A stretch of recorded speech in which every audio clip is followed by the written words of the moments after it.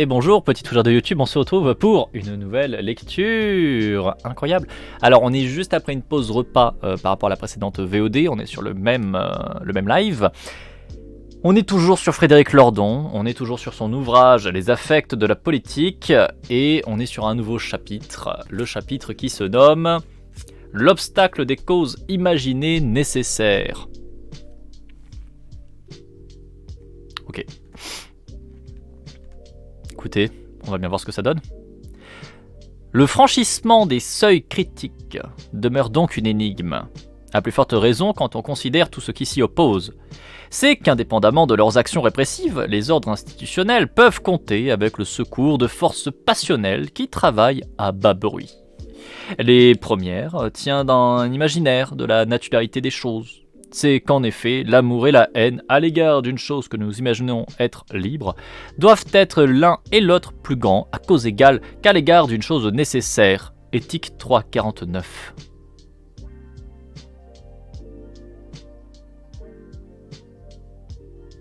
Pourquoi ?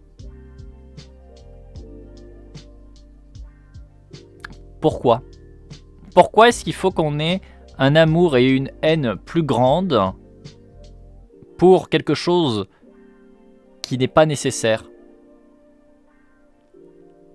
Pourquoi? Et ça veut dire quelque chose ou Lordon met juste des mots au hasard dans les tournures de phrases alambiquées? Alors non, c'est surtout qu'il cite beaucoup du Spinoza et ce qu'a écrit Spinoza.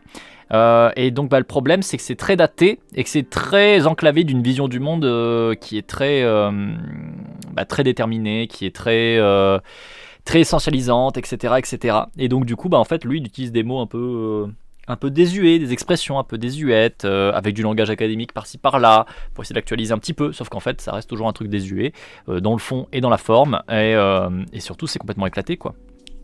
Là, en gros, il nous dit, écoutez, pour que les gens se motivent à faire des trucs, quand c'est pas nécessaire, il faut qu'ils aient beaucoup d'amour et beaucoup de haine. Et en fait, t'es en mode, non. Tu peux tout à fait agir pour des choses où tu as beaucoup d'amour et beaucoup de haine, qu'elles soient nécessaires ou pas du tout. Enfin, c'est pas... Parce qu'en gros, ce que j'en comprends de ce qu'il dit, c'est que si quelque chose n'est pas nécessaire et que du coup, tu n'es pas obligé de faire un changement, que tu n'es pas obligé d'agir parce que ce n'est pas nécessaire, si tu agis quand même, c'est que tu as beaucoup d'amour, beaucoup de haine envers ce truc. Mais en fait, non. En fait, non. Enfin, il y a plein de moments où, personnellement, j'ai pas spécialement d'affect sur un changement de comportement ou autre. En fait, je trouve juste que en soi, c'est la chose à faire. Même si je me suis pas forcément beaucoup posé la question, si je vois qu'il y a des gens autour de moi qui me disent ça, c'est pas ouf, je vais changer. Et c'est pas une question de nécessaire, en fait. J'ai pas l'obligation de le faire. Je pourrais très bien, comme tout un tas de personnes, en avoir rien à foutre de tout un tas de problématiques et de tout un tas de discriminations et continuer à juste me dire non, moi ça me touche pas donc je m'en branle. C'est ce que font plein de gens. Et très clairement, ça ne pose pas problème dans nos sociétés. Puisque en fait, la grande majorité de la société, justement, ne bouge pas sans bat les reins. Mais du coup, il n'y a pas spécialement besoin d'avoir un affect plus grand pour se motiver. Enfin, genre... Bref. Je sais pas ce que vous en pensez, vous, s'il y a que moi qui fonctionne comme ça ou quoi, mais... Ça me laisse quelque peu... Ça me laisse quelque peu perplexe. Moi je pense pas, je dis Lordon. Vous croyez qu'il pense lui quand il écrit ou pas? Parce qu'a priori non. Hein. Je reprends. Comment imaginons-nous l'ordre des choses dans lesquelles nous vivons, libre ou nécessaire? La partie 3 de l'éthique contient généralement pour consacrer à la vie passionnelle individuelle ou inter-individuelle, livre ici un énoncé aux résonances profondément politiques. Encore une fois, pourquoi est-ce qu'on pourrait s'intéresser à des choses actuelles, nouvelles, alors qu'on pourrait utiliser un putain de philosophe mort depuis 4 siècles? Évidemment, utilisons le philosophe mort depuis 4 siècles, c'est bien plus pertinent, bien sûr. Bien sûr, on peut comprendre. D'abord, éthique 3, 49, par référence à des expériences en première personne. Oui, ma haine sera plus grande à l'égard d'un autrui que j'imagine libre et qui a attenté à la vie d'un proche qu'à l'égard de l'accident ou de la maladie, cause que j'imagine nécessaire.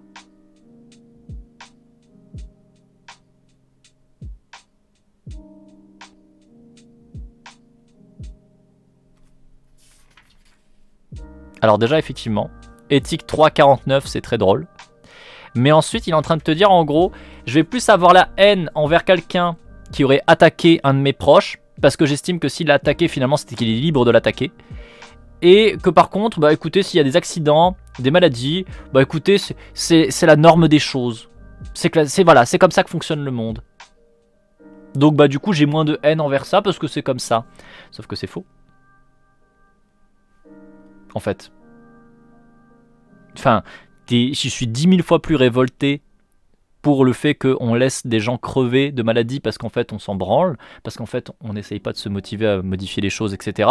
Que c'est comme ça, justement. J'ai bien plus de haine pour ça que pour un Jean-Michel qui aurait attaqué un de mes proches, parce qu'en fait s'il a attaqué un de mes proches, il faut peut-être se poser la question de pourquoi. Et probablement que il y a des raisons, en fait. C'est très très rare les gens qui font des agressions pour le principe de faire des agressions. Alors ça veut pas dire que la personne proche de moi a fait une connerie qui fait qu'elle s'est mangée une agression, hein, on n'est pas dans cette dynamique là, hein, ça non. Hein. Mais peut-être que la personne qui a agressé, elle a une histoire de vie particulièrement violente, peut-être qu'il aurait été pertinent de s'attaquer à des causes de pourquoi est-ce qu'elle attaque des gens, ça aurait été peut-être plus pertinent, enfin vous voyez, il y a plein de raisons qui font que j'ai pas spécialement de haine envers tout un tas de personnes qui peuvent faire des trucs pas ouf. En fait, a contrario, je vais avoir beaucoup plus de haine envers des choses où j'ai pas de prise, où je vais me rendre compte que on laisse faire les choses parce que c'est les choses, elles sont comme ça. Genre voilà, si on parle des accidents de travail, oh je vais pas avoir de haine envers le fait qu'il y a eu un accident de travail. Ouais, sauf qu'en fait quand tu regardes, tu te rends compte qu'au niveau de la gestion des risques au travail, c'est absolument abominable, que la plupart des gens s'en branlent, que les patrons tirent toujours la corde pour essayer de faire le moins possible, d'avoir le moins possible à gérer les choses. Donc en fait, Bref. Ah bah attendez, il va revenir dessus après. Je suis allé trop vite peut-être. Mais l'extension politique s'offre d'elle-même, selon que j'imagine l'ordre des choses comme un système, comme une entité impersonnelle, c'est-à-dire comme une cause nécessaire, ou bien que je parviens à l'incarner dans des individus causes imaginées libres, mes affects seront de telle ou telle intensité plus intense dans le second cas que dans le premier. Non, il reste sur cette idée que, en gros, si c'est nécessaire, donc si c'est normal, bah on n'a pas de haine, on n'a pas de colère. Non, bah non, toujours pas. C'est bien pourquoi la naturalisation des faits sociaux est cette arme indéfectible de la rhétorique conservatrice. Pour le coup, à quoi bon? À quoi bon vouloir dévier le cours naturel des choses, entreprises, que sa formulation oxymorique même voue à l'échec? N'est-il pas aussi vain de s'opposer aux effets du capitalisme, s'il est une nature, que de revendiquer une diminution de l'accélération de la pesanteur pour se sentir plus léger? Mais grisser sera-t-il répandu dans l'un ou l'autre cas? Et on ne compte plus d'ailleurs chez les intellectuels parodiques où les experts embarquaient les références à la loi de l'attraction universelle pour justifier le néolibéralisme comme inamovible. Bon, en fait, ok, je vois, il est en train de dire, en gros, il y a des gens qui partent du principe qu'il y a des choses naturelles dans le monde, dans la vie, et donc ils vont penser et ils vont voir comme ça. Donc c'est pas lui qui se place là-dessus, sur cette vision-là, il est juste en train de dire qu'il y a des gens qui pensent sur ce modèle-là, sur ce modèle de, il y a des choses naturelles, c'est comme ça, on peut rien y faire, et puis c'est tout. Bon, ça passe. Ouais. Parce qu'en soi, oui, il y a des gens qui pensent vraiment comme ça, effectivement, plutôt des conservateurs notamment. Ok, allez. Donc c'est pas lui qui justifie les oppressions, il dit juste qu'il y a des gens qui justifient ces oppressions-là comme ça. Je comprends rien à ce que tu dis, heureusement que tu nous expliques. C'est quoi le but de son livre en fait? Juste expliquer des trucs de manière incompréhensible pour qu'après il puisse dire « Vous n'avez pas compris mon livre ?» Bah... Un petit peu. En fait, le principe qu'il a, c'est de nous dire, regardez, la politique, c'est bouffé d'affect. Et donc, du coup, moi, j'ai un gros cerveau. Et donc, bah, en fait, comme moi, je comprends les choses, bah, vous devriez me laisser, moi et mes copains, gérer les choses à votre place parce que c'est mieux. Voilà. Mais concrètement, effectivement, la manière dont il fait son livre, c'est que c'est imbitable, c'est vraiment pas accessible. Si t'as pas quelques clés de compréhension, parce que c'est notamment ton domaine d'études et de travail à la base, comme moi, bah tu as beaucoup de mal à le comprendre. Et même moi, hein, avec mon bagage, j'ai quand même un peu du mal à comprendre, hein, qu'on se mente pas. Hein. Il y a plein de moments où je suis là en train de me dire, mais attends, mais tu nous amènes où? Qu'est-ce que tu racontes? Quoi? Parce que c'est pas accessible. C'est pas accessible, c'est extrêmement daté comme vision du monde, comme propos, comme utilisation des théories, etc. Enfin voilà, c'est vraiment éclaté. Mais effectivement, la manière dont il le vend, c'est plutôt vous êtes tous des gros cons, laissez-moi gérer et vous dire qui est plus intelligent que vous. Voilà. Mais en quoi t'es plus intelligent que moi si t'es pas foutu d'expliquer ce que tu penses aux gens à qui tu as choisi de l'expliquer? Bah oui, normalement c'est le moment où t'es censé te dire, bah du coup tu vois bien qu'il y a un problème, mais dans sa tête, en fait il est très clair. Dans sa tête, il choisit les mots les plus simples et les plus accessibles pour nous faire comprendre des choses. Et que si on ne comprend pas, c'est parce que naturellement, nous ne pouvons pas le comprendre. On revient sur les propositions qui sont mises en avant, les présupposés qui sont mis en avant à plusieurs moments dans le texte, qui est que les prolos, de fait, naturellement, sont cons. Les prolos sont pleins de motivation dans tous les sens, mais n'ont pas ce qu'il faut pour pouvoir choisir la direction, etc. Ils n'ont pas le bagage pour bien comprendre ce qu'il leur est raconté, etc. C'est bien d'être plein de bonnes motivations, c'est bien d'être plein de bonnes intentions, mais en fait, ça ne suffit pas. Il faut des gens pour leur dire dans quelle direction aller. Et ça, c'est sa proposition, en fait. C'est ça leur don, c'est de dire, vous êtes gentils, mais vous êtes cons, alors laissez-moi vous dire dans quelle direction il faut aller, pour votre propre bien. Voilà. J'étais en train de me dire que juste avant que tu nous dises que c'est compliqué, que la raison principale pour laquelle j'arrive pas à écouter quand tu le lis, c'est à cause de son vocabulaire. C'est la raison principale. C'est la raison principale. Parce qu'en fait, moi, ce qui fait que j'ai du mal à le lire, c'est qu'il utilise un vocabulaire qui n'est pas que académique, en soi. Donc, le côté académique, j'arrive très bien à le comprendre, parce que ce sont des termes que je maîtrise, ce sont une manière d'écrire que je maîtrise. Donc, je vois à peu près ce qui nous amène. Mais il n'y a pas que ça. Non seulement il y a ce langage académique qui fait que c'est très peu accessible à beaucoup de gens, mais vous avez un deuxième, on va dire, effet qui se coule. Vous avez le second effet qui est qu'il a une vision du monde et il développe une idée et il a une manière d'agencer tout ça qui est très passée, qui est très vieille, qui est très archaïque. C'est vraiment dans l'idée que, en gros, non seulement j'essaye de lire un truc qui n'est pas forcément avec un langage très accessible à beaucoup de monde, mais surtout c'est que la manière dont il le formule et dont il le pense est en retard de plusieurs siècles. C'est comme si là, maintenant tout de suite, vous vous disiez, tiens, je vais aller lire un bouquin écrit en français du XIVe siècle. Vous allez avoir du mal. Vous allez avoir beaucoup de mal. Et le truc, c'est que même si on avait éventuellement une traduction mot pour mot, parce que c'est un peu ce qu'il fait, une traduction mot pour mot de tel ou tel texte écrit au XIVe siècle, admettons, en français, dans un français contemporain, la manière dont on agence les idées, dont on va développer les trucs, n'est plus du tout la même. Parce qu'en plusieurs siècles, on évolue. On évolue dans notre style, on évolue dans notre manière de présenter, penser les choses, etc. Et donc de fait, même si vous lisiez un texte qui date du XIVe siècle, qui a été remis au goût du jour, juste au niveau de l'écrit avec des mots actuels, vous auriez du mal à le comprendre parce que la manière dont c'est agencé n'est pas la même manière dont on agence les choses aujourd'hui. Et c'est ce qui se passe avec lui, en fait. C'est ce qui se passe avec lui. Là, il a mis des mots qui sont très actuels, même si la plupart du temps, ce sont des mots qui sont académiques, des mots, on va dire, issus d'un groupe particulier et qui est clairement pas accessible à un grand nombre de gens. Mais en plus de ça, la manière dont c'est agencé est extrêmement passéiste. Enfin vraiment, c'est en retard de ouf. C'est en retard de ouf. Et c'est pas agréable, quoi. Bah c'est pas agréable et c'est pas accessible. Les Pokémon en sueur devant leur don tellement ça manque d'évolution. Ouh. Bonjour Octoven, j'espère que tu vas bien aussi bien que possible dans cette belle journée. Est-ce qu'il y a encore des viewers en vie? Bah il y a des viewers en agonie, mais mais je crois que du coup ils sont encore en vie si elles sont toujours en agonie. Voilà. Vous survivez. Déjà un bon début. Donc bref, tout ça pour dire que Lordon sur 20, hein. Lordon sur 20. Je reprends la lecture. Le caractère nécessaire du système ne semble jamais si bien attesté que par son impersonnalité même, car dans l'imagination commune, ce sont les personnes qui peuvent seules prétendre au statut de choses libres. Et là où l'on ne trouve plus de personnes clairement assignables, ne reste que le système comme quasi-nature nécessaire. Bah non, toujours pas. Bah non, toujours pas. C'est-à-dire que là, il est en train de nous dire, oh, en gros, tant qu'on peut avoir un individu, on peut se dire que c'est la faute de l'individu. Mais dès le moment où il n'y a pas un individu facile à désigner, bah du coup, c'est que c'est comme ça que marche le monde. Bah non. Et puis au-delà de ça, si on a effectivement assigné des gens à certains endroits, bah du coup, est-ce qu'ils sont libres, pas libres? Enfin, voilà.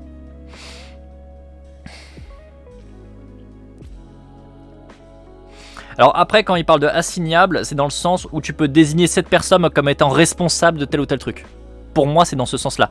Assigné au niveau de la responsabilité. En gros, tu vois que telle personne, admettons telle politique, a fait un 49.3 et qu'elle du coup elle dépasse les bornes. Que j'ai de l'humour, bordel. Tu peux désigner cette personne. Tu peux assigner cette personne comme étant la personne responsable. Et donc, à ce moment-là, du coup, tu peux dire que c'est pas un problème de système. J'adore rire. Tu peux dire que ce n'est pas un problème de système, tu peux dire que c'est cette personne-là qui est responsable. Oupsie. Je me suis peut-être éventuellement trompé de raccourci.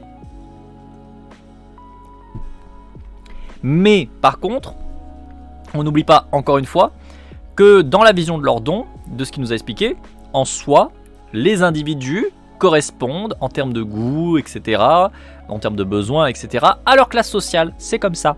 Si tu es prolo, tu es comme tous les autres prolos, etc., etc. C'est ce qu'il nous a dit. Donc finalement, il y a quand même un côté où tu as envie de dire, bah non, dans ta vision du monde, en fait, tu essaies de nous dire que les gens sont libres, mais en fait, les gens sont pas libres. Parce qu'en fait, dans sa vision du monde, les gens sont libres de choisir leur chef. Dans sa vision du monde, les gens sont libres de pouvoir désigner qui leur dit quoi faire. Ce qui est éclaté, encore une fois, on est toujours dans la même vision ultra directive, dans la même vision où il nous faut un chef suprême, etc. Enfin, non, non. Bordel de merde, non. Bref, je reprends. Le film Louise Michel montre ainsi les déboires des ouvriers bien décidés à faire la peau à leur patron voyou délocalisateur. Las, le tueur à gages miteux engagé pour l'occasion ne peut que se perdre dans les labyrinthes du pouvoir capitaliste sans jamais parvenir à remonter à sa tête. Le patron renvoie à la maison mère, qui renvoie à ses actionnaires, dont la boîte aux lettres à Jersey renvoie à un fonds de pension américain. Le film s'arrête dans ce cul-de-sac. Donc là, pour développer ses propos, pour dire regardez ça valide mes propos, il utilise un film.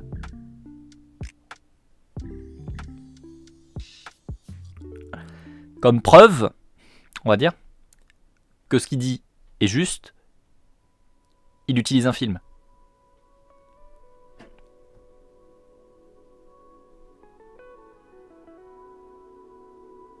Mais il a pas compris le film en plus. C'est qu'en même temps, Lordon a l'air d'avoir compris beaucoup de choses dans sa vie.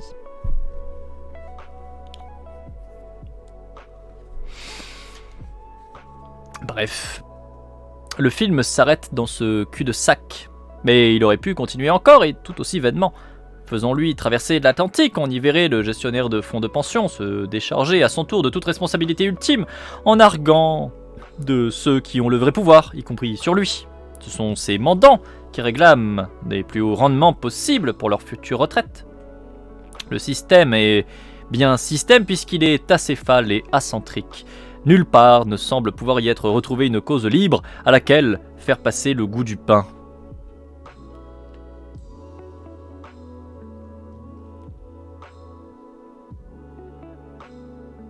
Il parle d'un film, il n'est pas si désuet en fin de compte. Mais encore une fois, c'est ça qui est ouf, c'est que là il est en train de nous dire « Ah mais voyez, c'est bien la preuve que du coup, en fait, c'est une question de système, et donc si c'est un système, et ben en fait c'est au-delà de nous, on ne peut rien y faire, c'est l'ordre naturel des choses. » Et t'es en mode « Ben en fait non. » Ah, il est en train de dire quelque chose d'intelligent après, attendez. Bien sûr, la réalité est tout autre, car les structures du système acentrique ont toutes été faites de main d'homme. Alors par contre, évidemment, hein, on repassera jamais sur le fait que systématiquement c'est l'homme. L'homme, de main d'homme, les hommes, la pensée est faite par les hommes, etc., etc., etc., etc., etc. Évidemment, les femmes n'existent pas, l'humain n'existe pas, il n'y a que l'homme, évidemment, toujours. Et évidemment, hein, c'est pas homme avec H majuscule pour désigner l'espèce en plus, hein, même si ça aussi déjà s'est éclaté. Mais bon, bref. Je continue. Et de mains peu nombreuses, depuis des lieux et des centres peu nombreux. La libéralisation du commerce, celle des investissements directs, des localisations, le déréglementation financière sont toutes le produit de décisions de politique publique prises soit au niveau national, soit dans des instances supranationales comme l'OMC, la Commission européenne, le FMI, BRI, etc., etc. Donc là, il arrive à dire, eh ben, vous voyez, en fait, les gens croient, mais ça, en fait, finalement, c'est logique. En fait, c'est logique parce que ça va avec tout le reste de son prisme d'idées. Il est en train de te dire, les gens ont l'impression que c'est l'ordre naturel des choses et que du coup on peut rien y faire parce que c'est l'ordre naturel des choses, parce que c'est comme ça qu'ils le voient.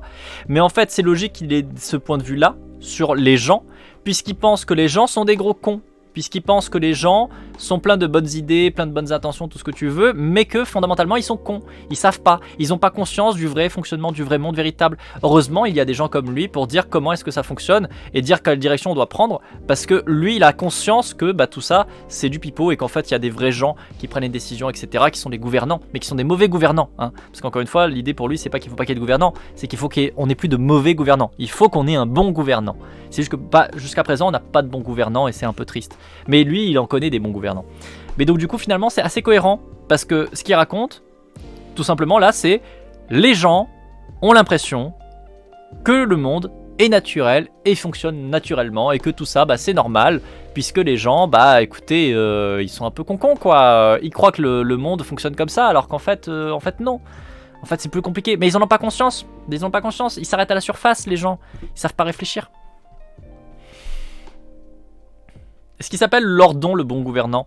Probablement, ou en tout cas un de ses potes très proches, sûrement.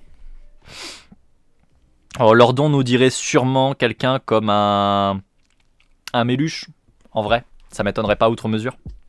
Avec un Lordon, il nous dirait un Méluche, il nous dirait un Ruffin, ce genre de personne. Oh, peut-être même qu'il nous sortirait un Catens. Sûrement. Ce genre de personnes-là, je pense que ça lui irait parfaitement. Et que pour lui, ce sont des personnes qui seront peut-être avec quelques défauts, mais plein de bonnes intentions. Et donc ce seront des bons gouvernants.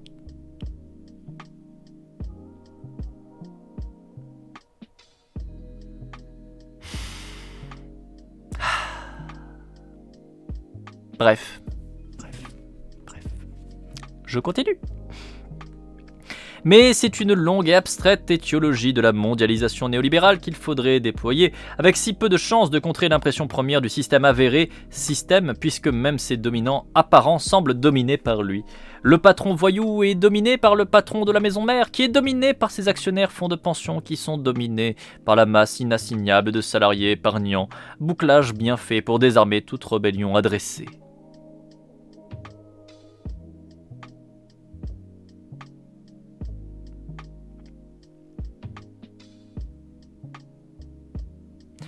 Alors, en gros, ce qu'il te dit là, c'est... en fait, si on veut tout remettre en place, si on veut faire une rébellion, il faudrait qu'on s'attaque à tous les niveaux de la structure même de tout ça. C'est trop compliqué. Comme c'est trop compliqué, eh ben, on se rend compte que le système, ben, c'est un système, il fonctionne par système, donc c'est le système, donc c'est compliqué, donc voilà. Voilà. En gros, c'est ça qu'il nous dit. Il nous dit, les gens, là... quand ils se rendent compte que ça va pas et qu'ils essayent de se mobiliser, ils se rendent compte qu'en fait c'est un gros truc compliqué, qu'il faudrait changer tout en même temps, et les gens ils peuvent pas. Donc comme les gens ils peuvent pas, du coup c'est trop compliqué, donc les gens ils font pas. Alors qu'on sait très bien que s'il n'y a pas de remise en question du système, c'est parce qu'il y a en l'occurrence des personnes en situation de pouvoir qui ont une asymétrie de pouvoir par rapport au reste du peuple et qui maintiennent les choses comme ça. En fait. Clairement.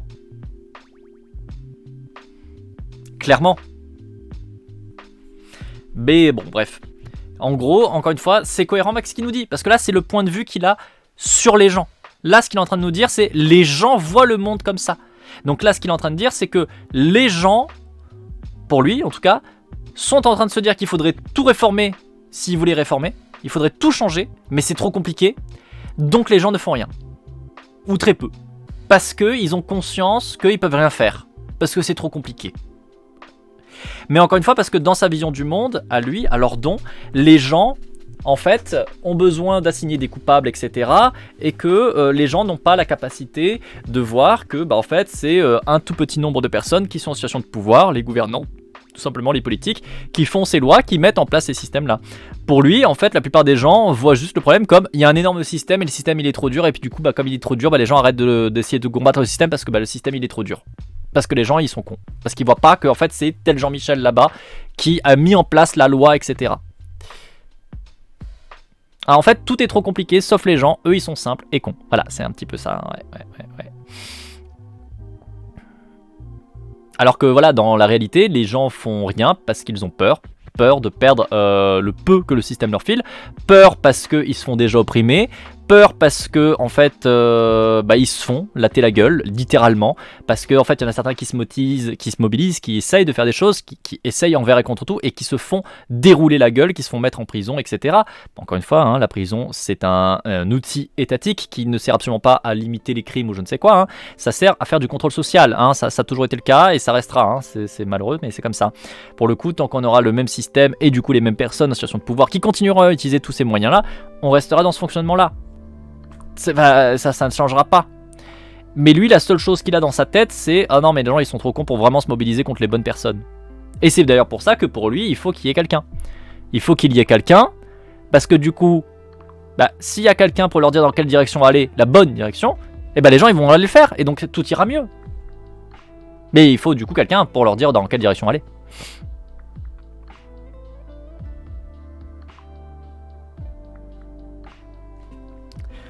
Bref.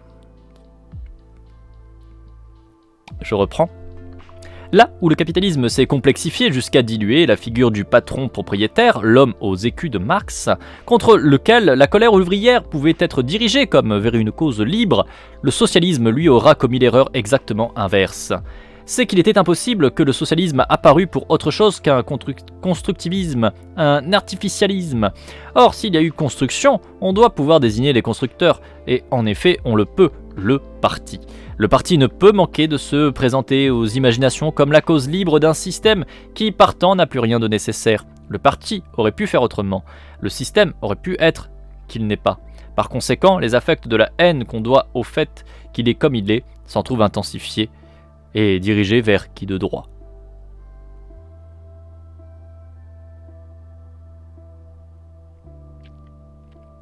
Ok. Je sais pas quoi vous dire. Donc pour lui, les gens ont envie de cramer du coup les partis politiques. Parce que du coup, le parti politique peut être désigné comme étant une entité. Donc peut être dirigé au niveau des affects.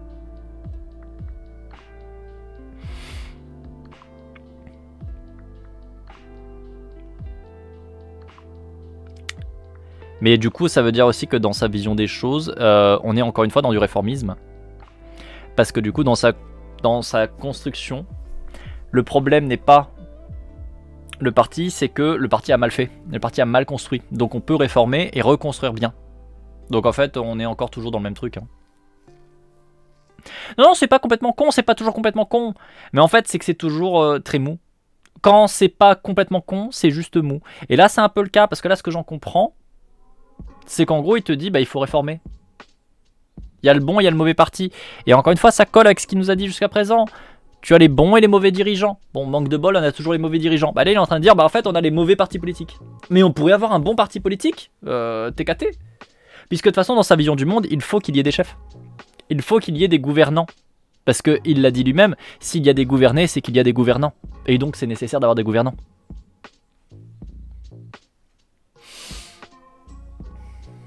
C'était la phrase exacte qu'il nous avait lâchée beaucoup plus tôt dans le livre. S'il y a des gouvernés, c'est donc qu'il y a des gouvernants. Voilà, la justification au fait qu'il faut absolument avoir un chef, c'est parce que là actuellement il y a des chefs qui se font, il y a des gens qui ont des chefs, donc puisqu'il y a des gens qui ont des chefs, il faut qu'il y ait un chef. Voilà, c'est comme ça, c'est la nature.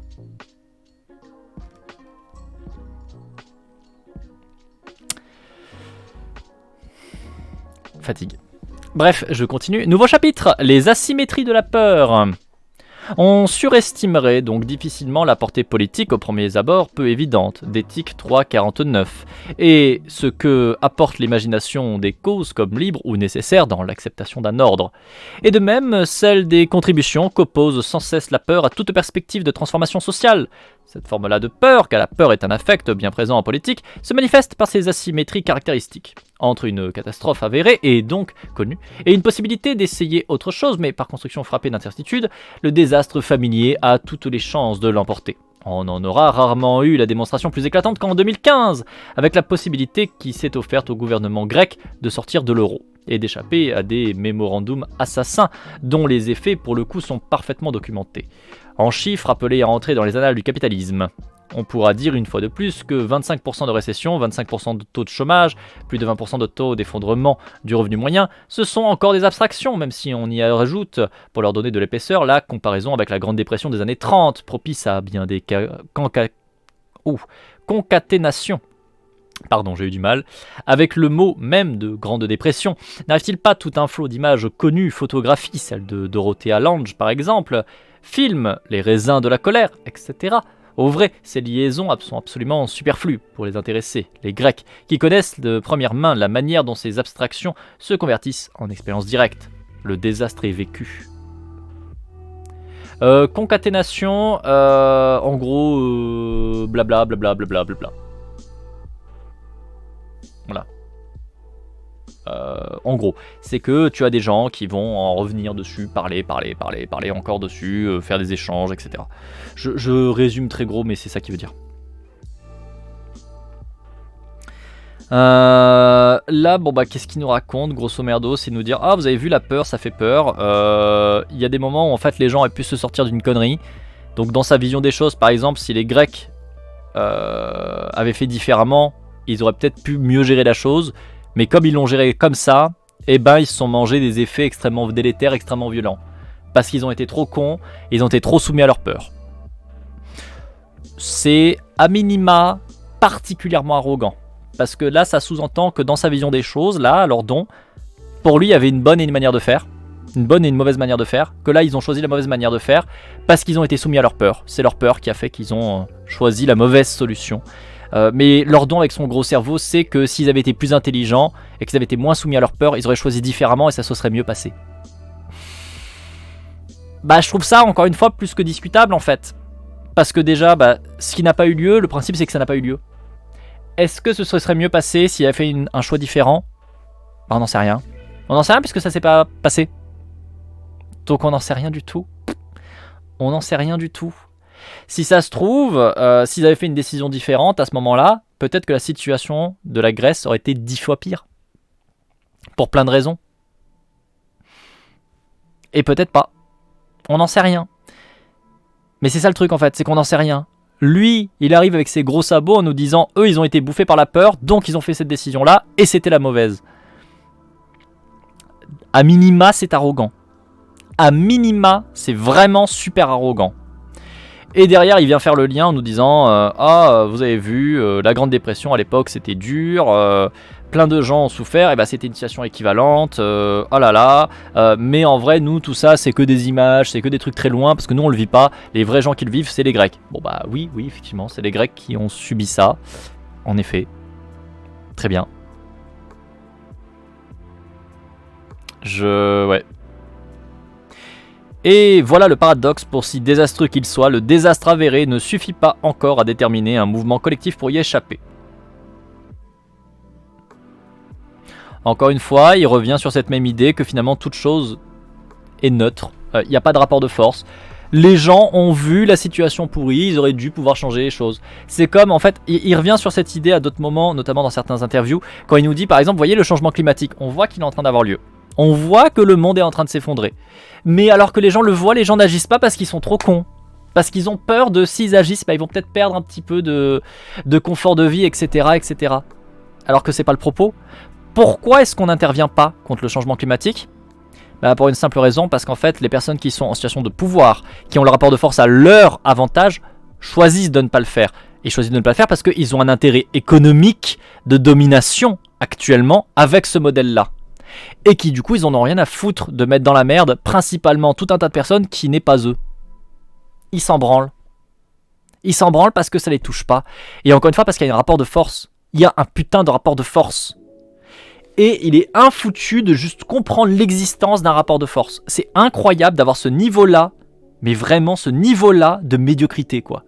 Genre vraiment, il est en mode, franchement, moi, je suis... En fait, c'est ça qui m'agace aussi avec lui, avec Lordon.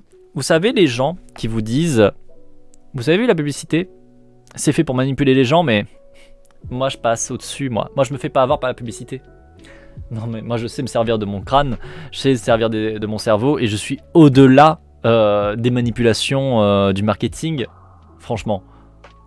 Ça, c'est la position de Lordon, en fait. Lordon, c'est ce qu'il nous dit, encore en long et en large, c'est « Non, mais les gens, eux, ils se font avoir. Les gens, c'est des moutons, ils se font avoir, en fait. Et donc, ils bougent pas. Quelle bande de glands. » Alors que franchement, moi je vois avec mon gros cerveau et mon regard pénétrant la réalité, je vois ce qu'il faut faire. Parce que moi je suis au-delà de toutes les manipulations, des relations de pouvoir, des billets, etc. Ah bordel. Imaginez Lordon qui parle des luttes sociales grèves.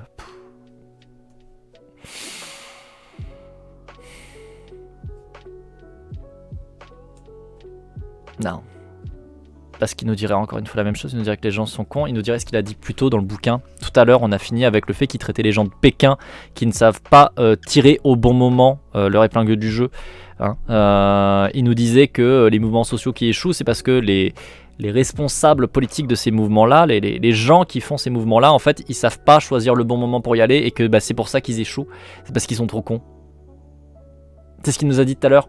Donc en fait, il nous parlerait exactement la même chose. Et pour les luttes sociales, pour les grèves, il nous dirait non, mais c'est par exemple là, si ça n'a pas marché, en fait, c'est juste que ils ont été cons, ils ont pas fait le mouvement au bon moment, ils ont pas utilisé les bons outils. Ils ont pas su mobiliser les autres. Ok. Pas parce que voilà, il y a des syndicats qui nous trahissent très clairement à de nombreuses reprises. Pas du tout. Pas du tout parce qu'on est dans des situations où, notamment grâce à nos politiques néolibérales, on se retrouve à devoir en chier à manger, qu'il y a quand même un tiers des Français qui ne mangent pas à leur faim. Et que du coup, faire une grève, c'est peut-être ne pas seulement plus pas manger à ta faim, c'est crever de faim. Par exemple, tu vois, non, c'est juste que t'as pas mobilisé au bon moment. C'est juste que t'as pas su mobiliser les gens autour de toi. C'est juste que t'es allé trop tôt, t'es allé trop tard, patati patata.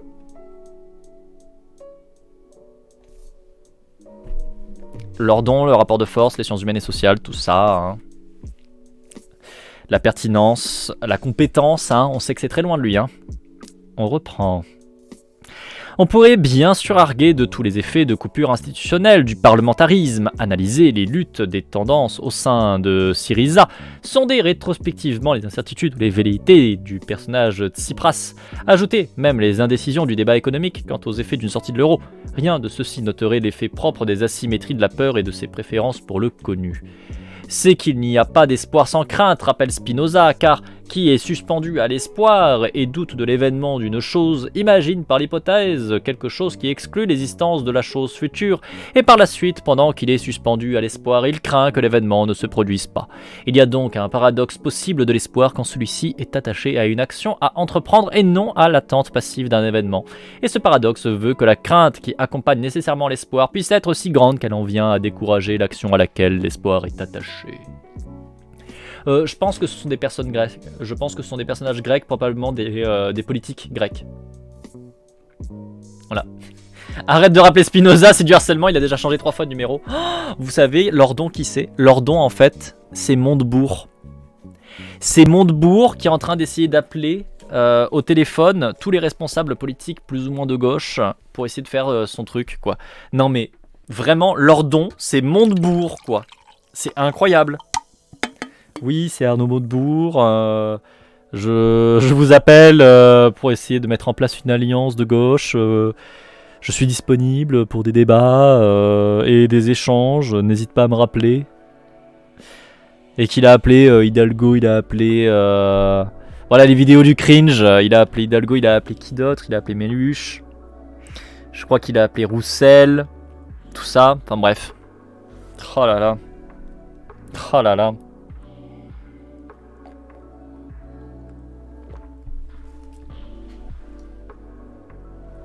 Où sont les chats? Il y a un monsieur chat là-bas. Attendez.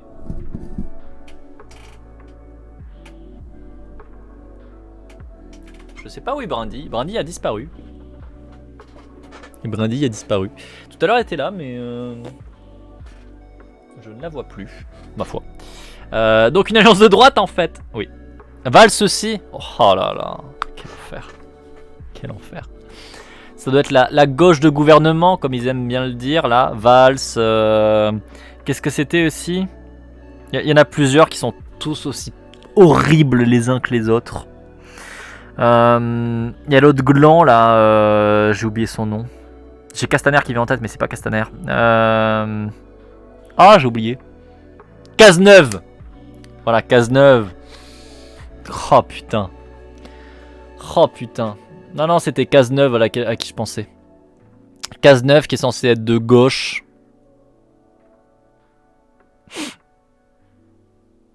Bon, tu vas me dire, il place bien Valls comme étant de gauche. Hein, donc, partant là. En fait, il place bien Montebourg comme étant de gauche. Montebourg qui est patron, hein, on n'oublie pas. Hein. Montebourg, qui d'ailleurs apparemment a arrêté de s'occuper de la politique parce qu'en fait il se rend compte que c'est bien plus agréable d'être juste patron en fait. Il peut donner des ordres et les gens sont obligés de suivre et il est content. Voilà. Ouais. Alors non, je dirais pas qu'il fait des amandes et du miel, je dirais que il exploite des gens qui font des amandes et du miel. C'est déjà plus adéquat. C'est déjà plus vrai. Voilà, c'est... Bref, bon. On va reprendre sur Jean-Eudes.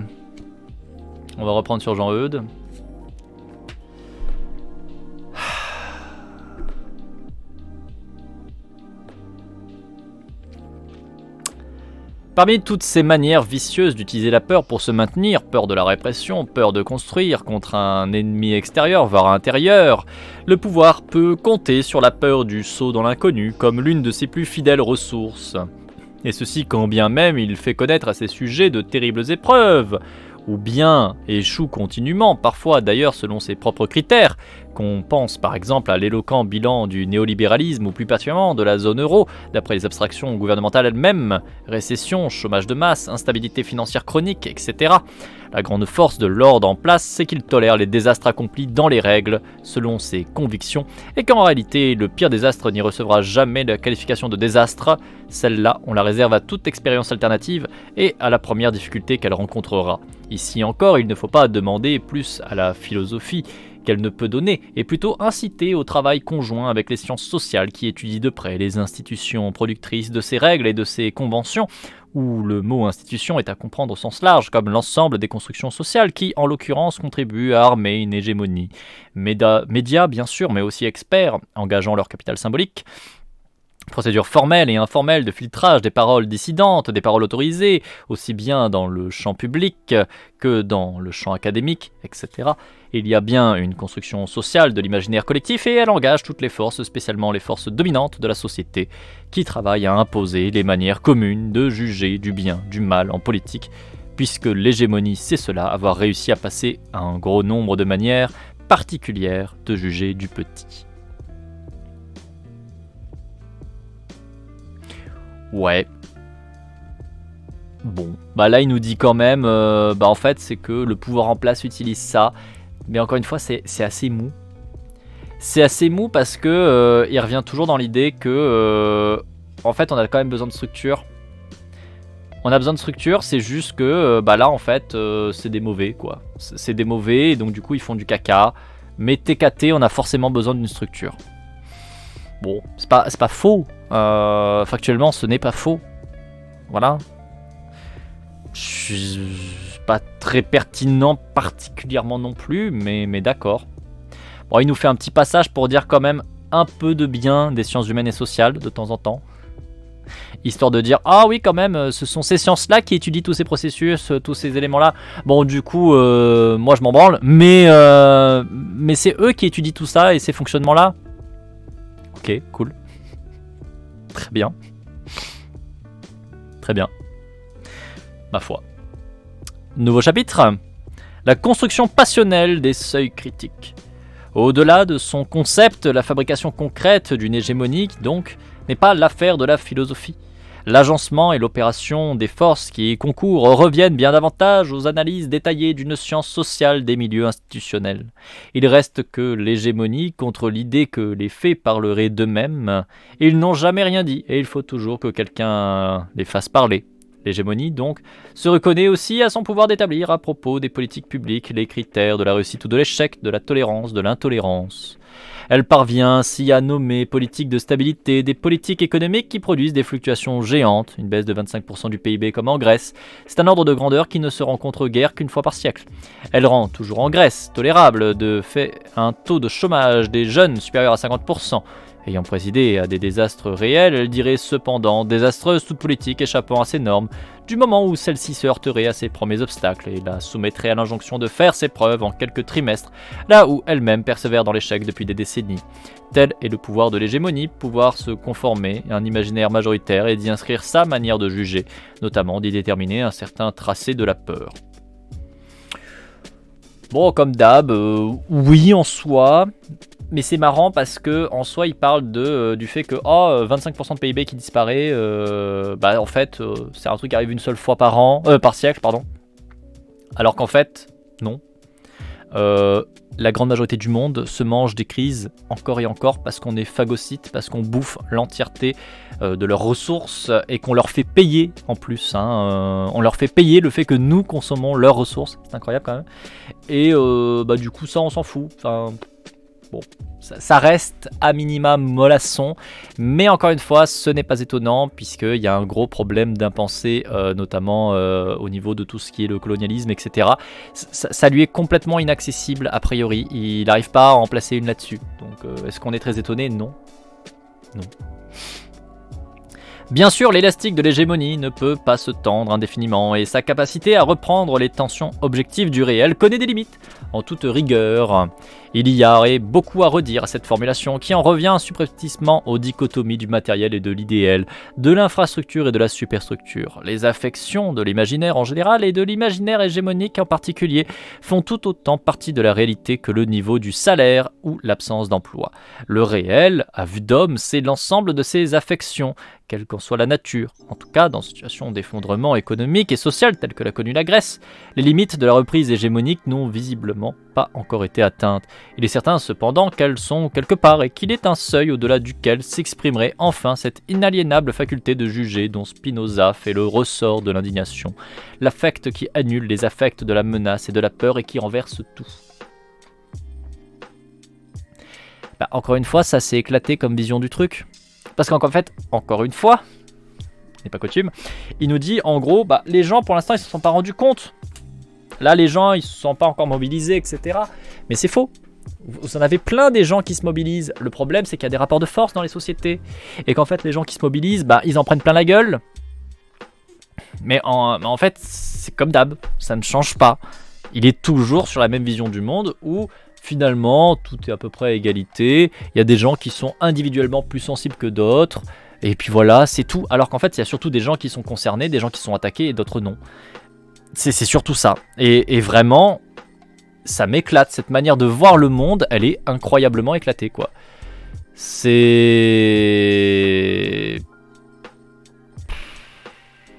Ah là là.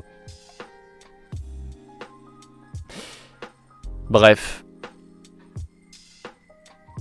Alors attendez, je suis en train de lire un truc. Ok.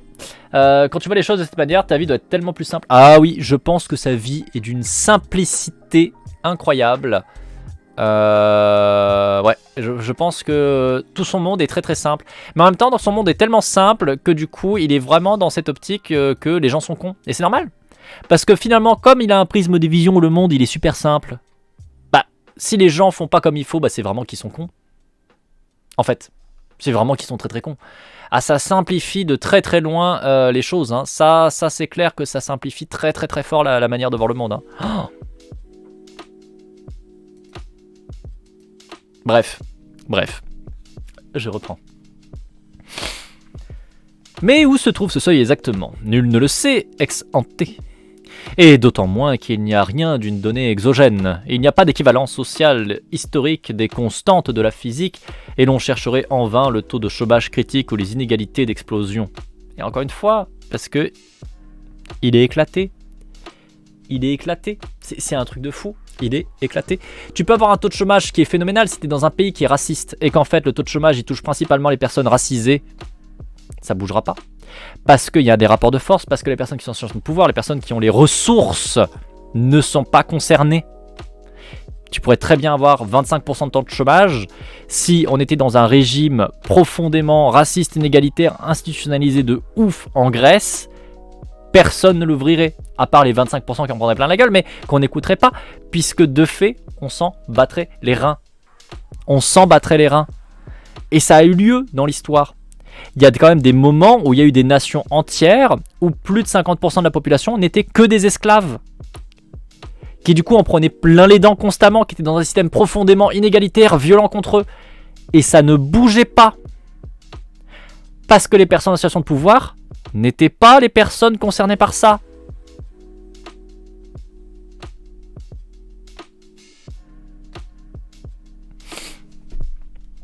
Bref. Mais encore une fois, pour lui, il n'y a pas de rapport de force. Tout est égal par ailleurs, donc TKT. C'est lassant. Je reprends. On se souvient qu'à la fin des années 60, Pompidou prévoyait la dislocation de la société française. À boire. Manquer de l'eau, et c'est pourquoi je bois devant vous. Oui. À la vôtre.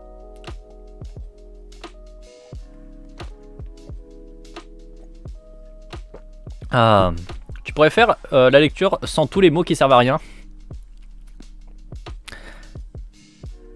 On aurait fini en 5 minutes. Vous vous en rendez compte? Vous vous en rendez compte? Voilà, sans leur don en fait, du coup. Je reprends. On se souvient qu'à la fin des années 60, Pompidou prévoyait la dislocation de la société française si le nombre de chômeurs passait les 500 000. À 3 millions de plus, elle tient encore, ce qui ne veut pas dire non plus qu'elle tiendrait pour n'importe quel nombre. Bah, encore une fois, un truc, hein, très con. Hein.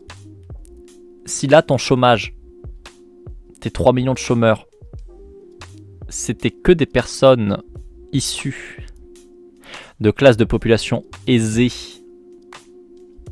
vous savez, tous les patrons d'entreprises et compagnie. Si le chômage touchait principalement ces personnes-là, votre société française, elle éclate. Parce que c'est eux qui constituent la société française. C'est eux qui la maintiennent comme ça, avec le rapport de force qui est à leur avantage. Mais le truc, c'est que là, le chômage, il les touche pas eux. Pas particulièrement. Il touche surtout les prolos. Il touche surtout les gens en face. Il touche surtout les femmes. Il touche surtout les femmes racisées. Il touche surtout les gens de banlieue. Il touche plein de gens, mais surtout pas trop la classe politique. Les personnes qui actuellement font de la société comment est-ce qu'elle est, ils sont pas concernés. Donc c'est pour ça que ça bouge pas. Parce que le rapport de force est à leur avantage et que tant que eux ne seront pas touchés, bah, ils bougeront pas. Donc c'est extrêmement difficile en face quand t'as absolument rien pour pouvoir te rebeller, pour pouvoir mettre en place des choses différentes. C'est très compliqué de pouvoir tout renverser en fait, espèce de gland.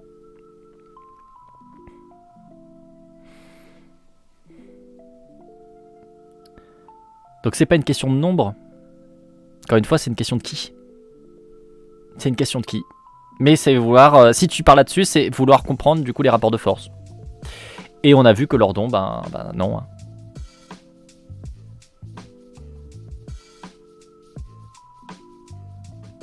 J'ai compris la vanne.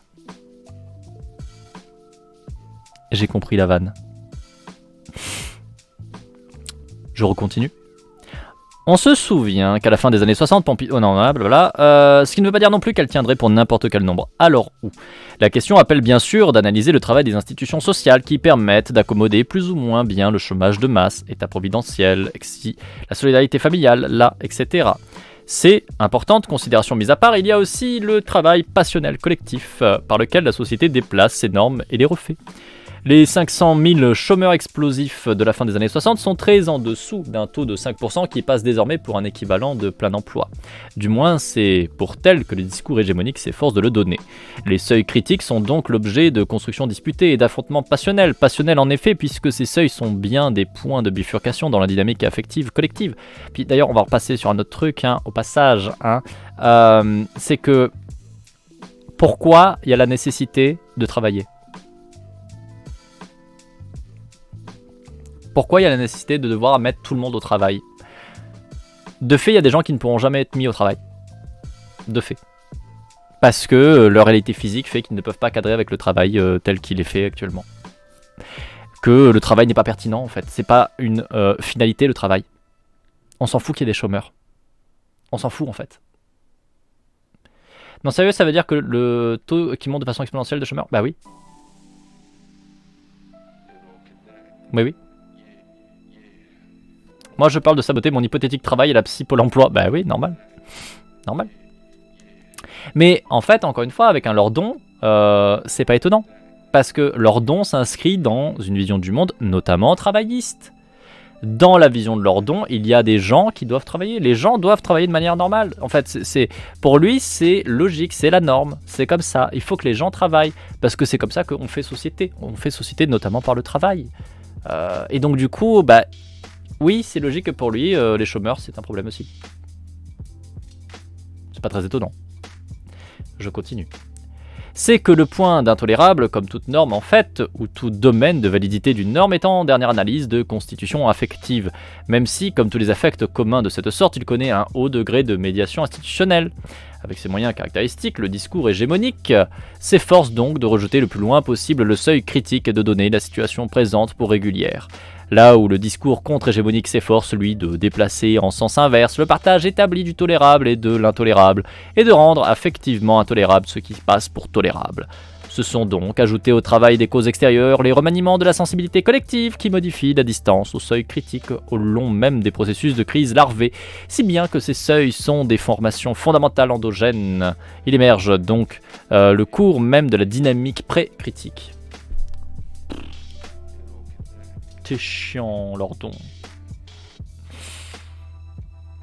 En gros, ce qu'il nous raconte, c'est que les gens qui essaient de remettre en question le système, de remettre en question l'hégémonie, vont devoir essayer de jouer avec l'affect sur ces éléments-là, pour que ce qui actuellement est vu comme ok devienne quelque chose qui n'est plus ok.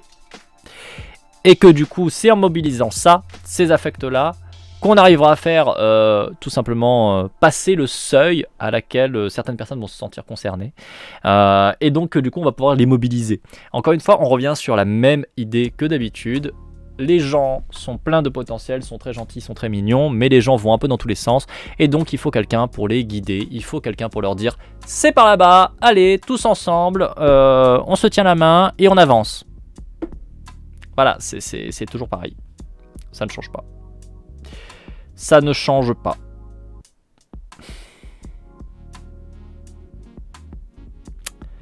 Bref. Et il est quelle heure? Il est 15h09. Seulement 15h09.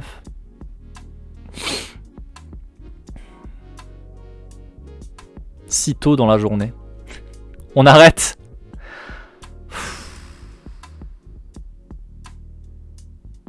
Non, on va s'y remettre. On y croit. C'est moi ou c'est un poil sectaire? Lordon. De Lordon. Se déclarer malheureux, se déclarer en lutte. Nouveau chapitre. On est page 138, vous savez. On se rapproche des 190.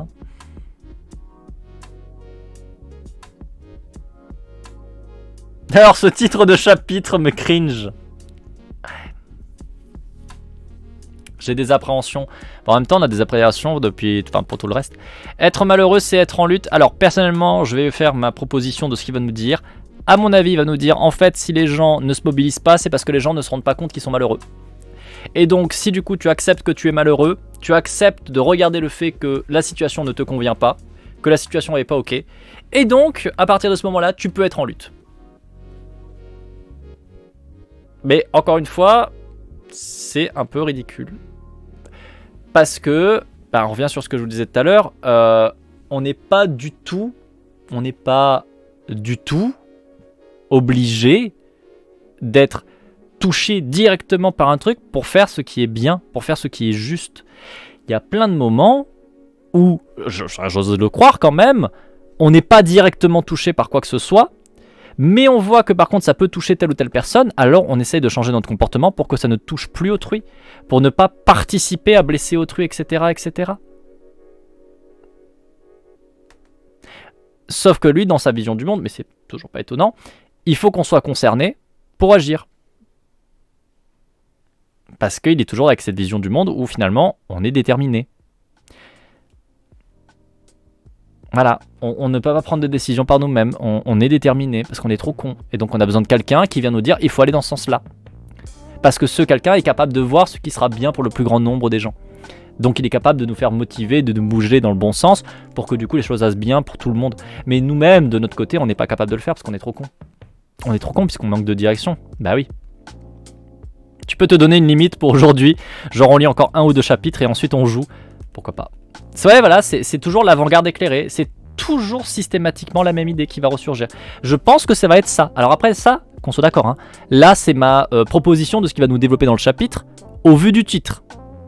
Peut-être que j'ai tort, peut-être qu'il va nous dire des choses incroyables et que d'un coup, ça va être le retournement de situation de tout le livre et qu'on va se dire mais en fait, c'était pas mal.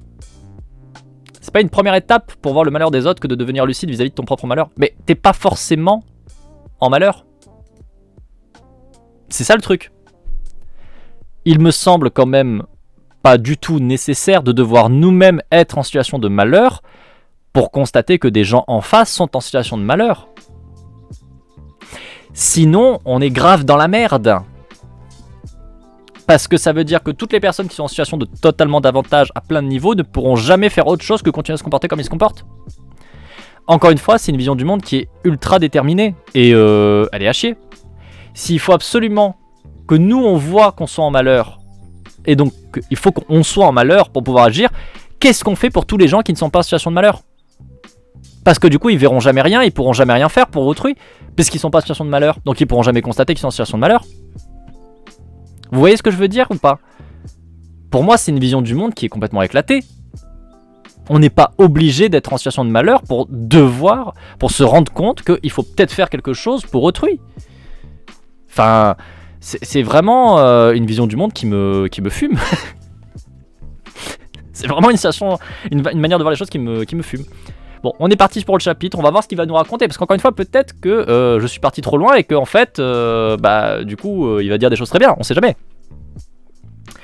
Il faut dire combien cette dernière peut être non linéaire. Les très grandes crises se reconnaissent à la généralité, à l'ampleur des remaniements affectifs individuels et collectifs qui s'y opèrent. Pour les personnes qui y sont engagées, elles revêtent la portée d'expériences transformatrices, dont l'intensité ne les laisse se saisir négativement qu'au travers des puissants obstacles passionnels qui prévalaient jusqu'ici et que la nouvelle situation renverse d'un coup. Obstacle à quoi? Obstacle à la réforme d'une vision du monde, de sa propre situation dans le monde, des jugements portés à leurs propos. Ce sont des obstacles dont on peut avoir l'intuition indirecte au travers de l'un des plus hauts faits d'armes de l'inanité sondagière qui régulièrement pose à ses prospects la question de savoir s'ils sont heureux, ni plus ni moins. Or, on ne peut manquer d'être frappé de ce que, pourtant en situation de crise depuis 40 ans, la réponse oui recueille le plus souvent des scores soviétiques.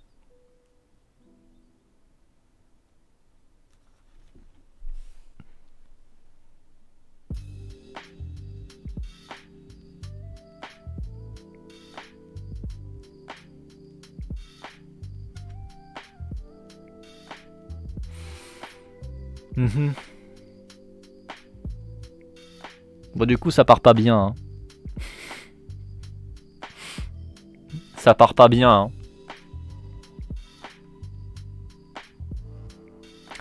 Ça part pas bien.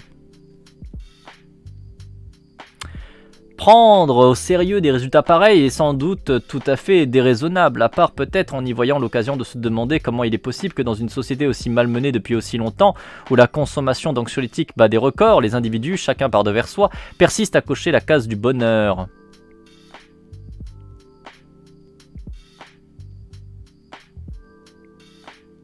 Donc du coup, en gros, ce qu'il vous dit, c'est si tu crois que là que t'es heureux, en fait, tu te rends pas compte, mais t'es malheureux, connard. Rends-toi compte que t'es trop malheureux. Allez, rentre en dépression. Alors, je pense que beaucoup de gens se font aliéner par nos sociétés, très clairement, à plein de niveaux. C'est vrai. C'est pas pour autant qu'on ne peut pas être heureux. C'est-à-dire qu'on peut constater que malgré tout, on a des bonnes choses dans la vie. Je veux dire, je suis en train de divorcer. Pourtant, ça a été mon premier amour. Ça a été mon amour pendant très très longtemps. On a à peu près 7 ans de relation derrière nous. 4 ans de mariage. Ça m'empêche pas d'être heureux. Et notamment d'être heureux de mettre fin au mariage pour plein de raisons. Vous voyez ce que je veux dire ? C'est pas parce qu'il nous arrive des trucs pas ouf, c'est pas parce qu'il se passe des trucs pas ouf, c'est pas parce que la société est en train de cramer, de brûler, que l'écologie est en cacahuète absolue, etc. que pour autant, on ne peut pas être heureux, on ne peut pas ressentir du bonheur. Heureusement, j'ai plein de gens autour de moi qui sont adorables, comme vous par exemple dans le chat. J'ai Glitch dans ma vie, j'ai Metallicorn dans ma vie, j'ai Nîmes dans ma vie, j'ai Céron dans ma vie. J'ai plein de personnes qui sont incroyables et qui du coup me rendent heureux. J'ai plein de personnes qui, du coup, du simple fait qu'ils existent et qu'ils sont proches de moi, me permettent d'avoir du bonheur. Et si aujourd'hui vous me demandez est-ce que je suis heureuse ou pas, bah, je vais vous dire globalement je suis plutôt heureuse.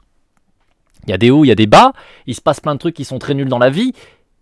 Mais pour autant, je trouve qu'au vu des conditions actuelles, notamment, bah, j'ai plutôt du bol et je suis capable d'être plutôt heureuse dans cette situation-là, parce que j'ai la chance notamment de pouvoir faire un métier qui me plaît énormément, qui est le stream, parce que j'ai la chance d'avoir des gens proches de moi, très profondément proches de moi, à plein de niveaux, etc. etc. Et donc bref, le truc c'est que, bien sûr qu'on peut être heureux, alors même que il se passe plein de trucs horribles. Ok, oui, j'ai des phases dépressives, c'est un constat. Et je pense que je suis pas la seule personne, très clairement. Pour plein de raisons, et notamment parce qu'on est dans une société aliénante, complètement pétée à plein de niveaux. Ok. Mais encore heureux que ça nous empêche pas non plus d'être heureux. Enfin, on devrait pas être tous malheureux constamment quand même. Sauf que lui, ce qu'il nous dit, c'est « Attends, t'es heureux, arrête. T'es heureux, mais en fait, tu te rends pas compte que tu devrais être 10 fois plus malheureux. » En fait, il nous dit « Arrêtez de... » En fait, c'est ça qui me fume un petit peu. Mais encore une fois, ça va être logique avec le reste de ses propos. C'est que les gens sont trop cons. Pour lui, les gens sont trop cons. Comme les gens sont trop cons, les gens ne se rendent pas compte qu'en fait, là, le verre, il est pas à demi rempli, il est surtout à demi vide. Et donc, du coup, il faudrait voir le truc du mauvais côté. Il faudrait constamment voir le truc du mauvais côté, parce que comme ça ferait des gens des forces motivationnelles à tout renverser. Et donc, puisque du coup, les gens ne voient pas à quel point ils sont malheureux, les gens se mobilisent pas, donc les choses ne changent pas, donc c'est la faute des gens. Donc c'est logique qu'en fait ils viennent nous dire « Ah mais les gens ils disent qu'ils sont heureux quand on leur fait passer des sondages, mais ça montre juste qu'ils sont trop cons. Ils ont absolument pas conscience d'à quel point ils devraient être malheureux. Ils devraient tous être malheureux. Parce que dans sa vision du monde, bah en fait le monde ne va pas bien, parce qu'on a des sociétés qui vont pas, qui ne fonctionnent pas bien, etc. etc. Mais elles ne changent pas parce que les gens se mobilisent pas. Et les gens se mobilisent pas selon lui parce que les gens n'ont pas conscience qu'ils sont malheureux. Mais c'est exactement le même problème qu'il a depuis le début, c'est que c'est une vision du monde qui est complètement déterminée et éclatée. C'est une vision où, en fait, c'est un espèce de vase clos où il va avancer quelque chose qui va lui permettre de justifier ce qu'il avance plus loin, mais ce qu'il avance plus loin est justifié parce qu'il a avancé avant, tout comme le truc qu'il a avancé avant, en fait, est justifié par le truc qu'il a avancé plus loin. En fait, il fait un espèce de cercle pour s'auto-justifier constamment et que dire que globalement tout ce qu'il dit c'est vrai. Bon, regarde, ce que je dis en A est vrai parce que B. Mais il dit B est vrai parce que regarde ce que je dis en A. Donc en fait, il s'auto-justifie lui-même constamment. Et là, encore une fois, c'est ça. Là, il est en train de nous dire, en fait, les gens, ils disent qu'ils sont heureux, mais ils sont trop cons, ils devraient se rendre compte qu'ils sont pas heureux. Pourquoi ? Parce que si les gens se rendaient compte qu'ils n'étaient pas heureux, alors ils se mobiliseraient. Mais les gens se mobilisent pas. Mais parce qu'ils sont trop cons. il s'auto-justifie constamment. C'est incroyable. C'est médiocre, c'est pitoyable, et c'est constant. Bref. Ça fait beaucoup de parce que, hein, n'est-ce pas? Je reprends. À part peut-être en y voyant l'occasion de se demander comment il est possible que dans une société aussi malmenée depuis aussi longtemps, où la consommation d'anxiolytiques bat des records, les individus, chacun par devers soi, persistent à cocher la case du bonheur. On pourrait y voir la contribution d'un effet homologue à celui que Sartre observait déjà dans la dissociation du comportement politique, selon que l'individu est engagé dans un mouvement collectif ou bien isolé dans l'acte électoral. L'isolement dans le bien nommé isoloir qui coupe radicalement l'individu des dynamiques politiques concrètes. PTDR.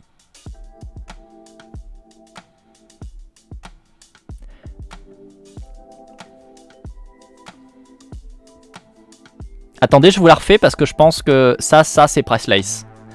Là, ça c'est un sacré niveau, attendez. On pourrait y voir la contribution d'un effet homologue à celui que Sartre observait déjà dans la dissociation du comportement politique selon que l'individu est engagé dans un mouvement collectif ou bien isolé dans l'acte électoral. L'isolement dans le bien nommé isoloir qui coupe radicalement l'individu des dynamiques politiques concrètes. Là, ce qu'il nous dit, c'est... Oh, vous avez vu, Sartre, il dit que quand même, quand on est entouré de gens et visible par les gens, on réagit pas de la même manière que quand on est tout seul dans un coin. Et donc, ça, ce que ça montre, bah, c'est que l'isoloir nous coupe des effets de la politique et des endoctrinements, etc., etc.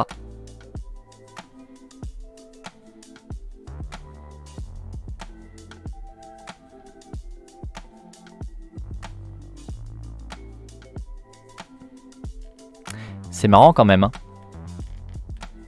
Parce qu'en fait, ce qu'on constate, c'est que juste, il y a un effet, notamment tout simplement de jugement social.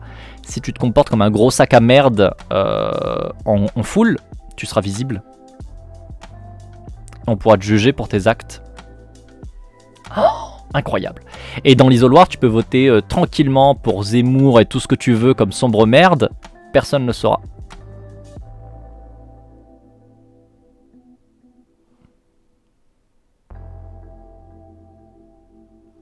Je voulais revenir sur le bonheur en citant une vidéo que j'avais vue il y a longtemps, mais je la retrouve plus. Mais ça parlait d'une étude sur le bonheur qui avait été menée sur un public très large en termes de conditions de vie, et que du coup, à peu près tout le monde se dit moyen plus heureux. Et du coup, le discours de Lordon sur le bonheur prend une tournure assez bizarre. Bah oui. Parce qu'en fait, c'est ce que dit Lordon, c'est que quand on fait dépasser des tests, etc., les gens se déclarent heureux. Mais parce que les gens sont cons. Voilà, c'est ça c'est son explication, c'est que les gens se déclarent heureux, mais en fait les gens sont cons. Les gens ne devraient pas être heureux. Les gens ne se rendent pas compte qu'ils ne sont pas heureux. C'est ça qu'il nous dit en fait. Mais parce que Lordon est beaucoup plus intelligent que toutes les études et toutes les recherches qui peuvent être faites en sciences humaines et sociales. Voilà, c'est ça qu'il ne faut pas oublier. Hein, c'est le point. Bref. Bon, c'est un peu une pensée larguée au pif, mais en vrai, perso, j'ai un problème avec le fait de vouloir relier le bonheur avec une volonté de faire bouger la politique ou non. Oui. Oui. Déjà parce que si les philosophes s'écharpent depuis des siècles à définir ce qu'est le bonheur, j'ai pas l'impression qu'on va vraiment avancer, mais aussi parce que ça résonne un peu mal avec ce qui est dit plus haut. Mais oui. Mais oui. Mais à quel moment il faut être malheureux pour pouvoir se motiver? À quel moment il est nécessaire envers et contre tout d'être malheureux pour se rendre compte de ce qui est juste et de ce qui ne l'est pas, de ce qui fait du mal à autrui ou de ce qui ne fait pas du mal à autrui? À quel moment il faut que nous on soit malheureux pour pouvoir se motiver à essayer de voir tendre vers du mieux pour le monde entier, pour le commun? Ça n'a aucun sens. Ça n'a aucun putain de sens. C'est profondément débile. Quand je vois Lilith qui nous dit que ça peut aider, ça je suis vrai, je suis d'accord, je suis tout à fait d'accord. Effectivement, si tu es quelqu'un qui va avoir toi-même des difficultés et ressentir un certain malheur à cause de certains trucs, et que du coup tu vas comprendre par ça, tu vas ressentir par ça ce que peut vivre aussi autrui, c'est ce qu'on appelle l'empathie notamment, bah oui, ça va t'aider. Pourquoi pas? Mais c'est pas une condition nécessaire. C'est pas un absolu nécessaire, c'est complètement pété.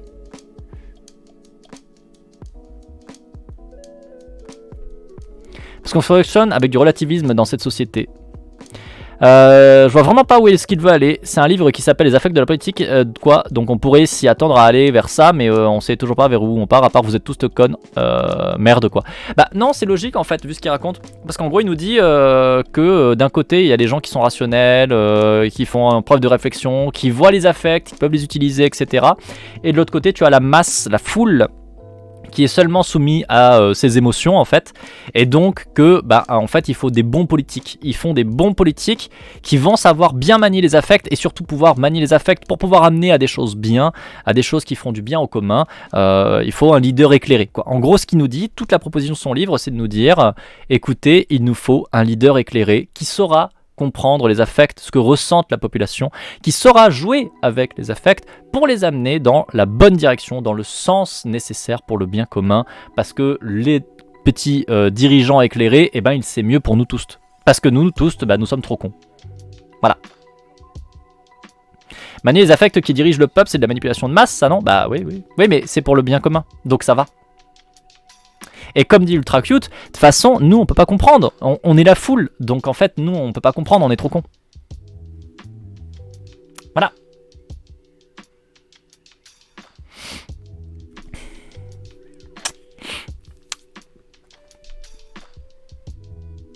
Je reprends. On pourrait y voir également, et c'est là en fait qu'on voulait en venir, l'effet d'un mécanisme passionnel de protection de soi. Dans la massivité de la réponse heureuse, dont tout porte à croire qu'elle est grandement distordue, c'est peut-être ce qu'il en coûte que de se déclarer à soi-même en état de malheur, qui se trouve indirectement attesté. Il faut avoir fait beaucoup de chemin en effet pour s'avouer malheureux, aveu qui, en quelque sorte, élève d'abord le malheur au carré, et contre lesquels l'esprit lutte spontanément. L'esprit, autant qu'il le peut, s'efforce d'imaginer ce qui augmente ou aide la puissance d'agir du corps.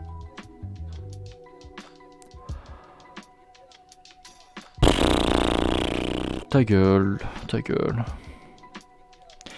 Le mécanisme de réduction de la dissonance œuvre aussi à la protection de soi contre l'idée du malheur. C'est que installée, celle-ci ne laisse plus que deux possibilités, la lutte ou l'effondrement. Spontanément, le mécanisme réactionnel du conatus travaille à repousser les causes imaginées de la tristesse. Éthique 3.37 d'Em. Et je me bats pour me sortir du malheur. Mais encore faut-il que les moyens de puissance disponibles soient suffisants. C'est la tristesse, qui est une diminution de la puissance d'agir, me laisse incapable de fournir une réponse à la hauteur des causes à repousser. Il s'ensuit un supplément de tristesse et l'entrée dans une spirale cumulative de diminution de la puissance d'agir, la dépression, avec pour terme possible l'effondrement définitif du suicide.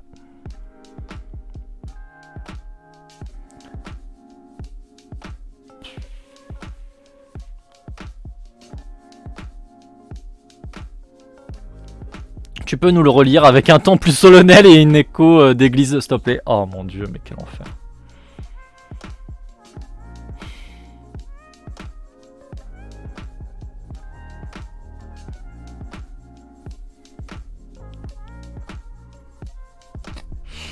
Bon, c'est vraiment de la merde. Pourquoi? Parce que déjà, il nous dit exactement ce que je vous ai dit avant. En fait, les gens sont trop cons. Les gens se déclarent heureux, mais en fait, ils sont fondamentalement malheureux. C'est juste qu'ils veulent pas l'accepter. Voilà, ils veulent pas accepter qu'ils sont malheureux, parce que s'ils acceptaient qu'ils étaient malheureux, ils auraient que deux choses à faire. Soit se tuer, parce qu'ils rentreraient dans un cercle infini où ils seraient mal, et que du coup, s'ils sont mal, et du coup, ils seront de plus en plus mal, jusqu'au moment où ils finiront que par trouver une seule solution, c'est la mort. Ou alors, l'autre côté, c'est tout brûler. Voilà, tout cramer et se motiver. Mais les gens n'ont pas envie.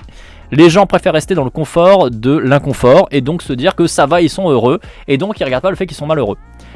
Bon, encore une fois, c'est pitoyable à quel point ça passe à côté de strictement toutes les connaissances qui ont été développées depuis littéralement des dizaines et des dizaines d'années. Vraiment. Genre voilà. C'est extrêmement violent comme vision du monde, c'est extrêmement psychophobe comme vision du monde. Mais est-ce qu'on s'attend à autre chose de la part de leurs dons? Bien sûr que non. Non. Bien sûr que non. Donc on n'est pas étonné. C'est pitoyable, mais c'est au niveau de tout le reste de ce qu'il fait. C'est au niveau de tout le reste de ce qu'il fait. Bref. Et encore une fois, il y a toujours cette vision qui est derrière de les gens sont trop cons. Les gens ne sont pas aptes à se gérer eux-mêmes.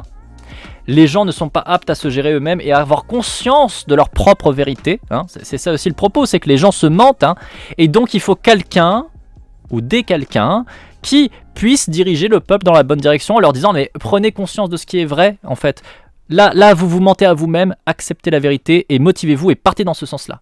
Allez.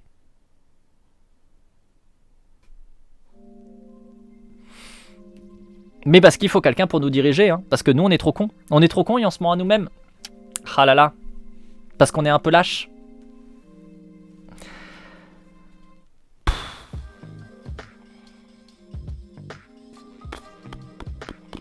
Bref. Bref.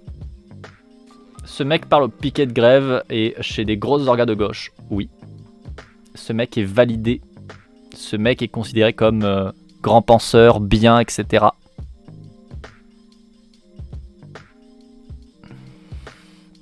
Allez, on continue. Mais les moyens de la lutte peuvent être là, et ils le sont d'autant plus que la lutte est collective, l'émulation des affects, éthique 3.27, intensifiant les résolutions individuelles. Une insurrection, une sédition opère la conversion en affect politique de tristesse éprouvée en première personne, comme tous les affects, c'est-à-dire d'abord non politiquement.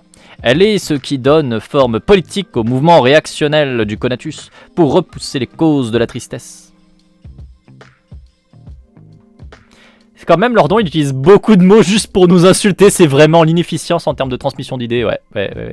Oh, je suis sûr que c'est un Asguy. Vous savez quoi? Je pense que oui. Je pense que typiquement, un Lordon, ça doit être le genre de mec qui vous dit que lui, quand même, c'est un des bons gars. Lui, quand même, il fait ce qu'il faut parce qu'il a conscience de ses biais, il a conscience de la violence qu'il peut faire. Mais TKT, il est bien intentionné et c'est pas exprès. C'est pas exprès quand il domine, c'est pas exprès quand il violente, c'est pas exprès quand il insulte, c'est pas exprès. Voilà. C'est obligé. C'est obligé, vu son propos. C'est tellement obligé qu'il est ça. Lordon Nevers, quoi.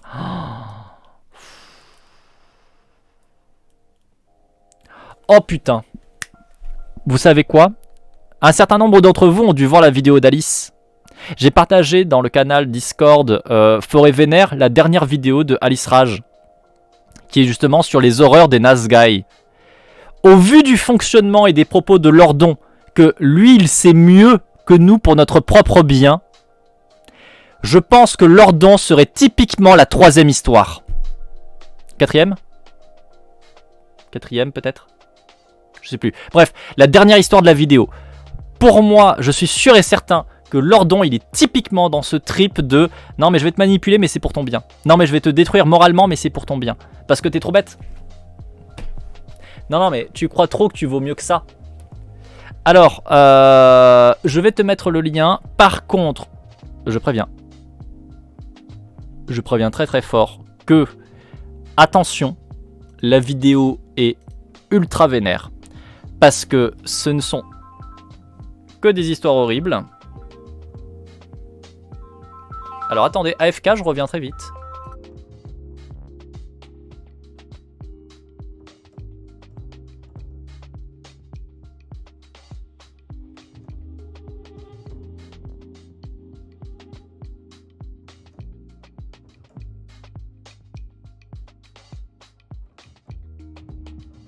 Je suis désolé, je dois aller récupérer quelque chose en bas, je reviens tout de suite.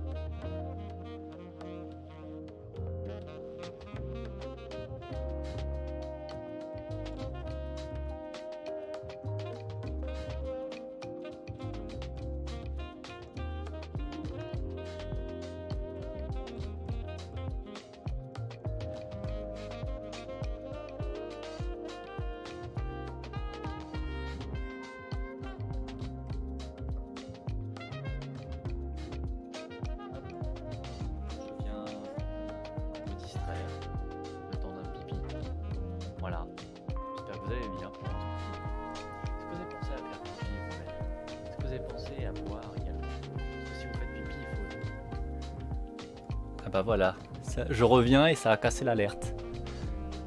Bah, si vous remplir dans l'autre sens, c'est mieux de pas vous remplir avec du pipi.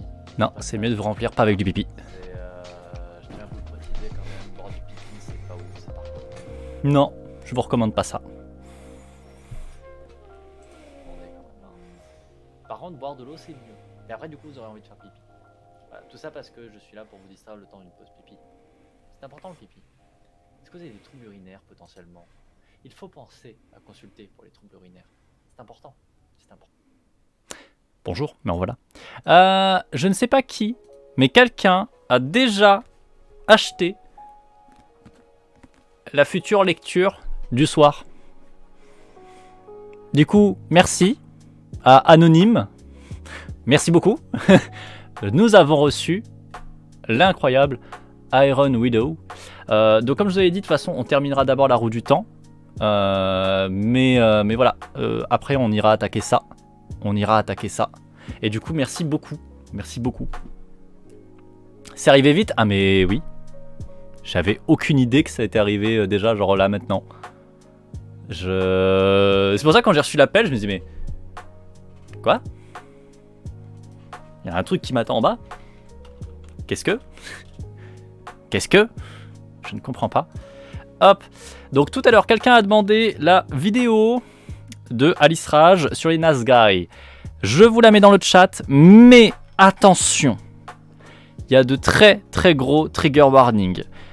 C'est de la violence sexiste sexuelle, c'est du patriarcat, c'est de l'incel, c'est de la manipulation, c'est dur, c'est vraiment violent. Voilà, je vous le redis. Je vous le redis. Faites gaffe. Voilà. Je sais plus qui c'est qui demandait ça. Du coup, me revoilà. J'ai vu qu'il y avait le marqueur de VOD, donc je vais essayer de finir viteuf. De quoi? Une blague sur les bombes? J'ai pas suivi. Par contre. Je pense que vous avez géré ça dans le chat de ce que je vois. Donc je vais me permettre de ne pas réagir outre mesure parce qu'a priori Solaris a parfaitement géré le truc. GG Solaris. On peut dire GG. Non mais il y a pas de problème. Hein. Ça fait un quart d'heure maintenant? Ok, pas de souci. De toute façon je vois que apparemment vous avez géré. D'ailleurs, petite question, Anonyme avait fait une autre suggestion. Est-ce qu'elle n'a pas été acceptée pour une certaine raison? C'était quoi l'autre suggestion? Je sais plus. Je sais plus. Attendez, je vais aller voir ça viteuf. Pouf. Throne.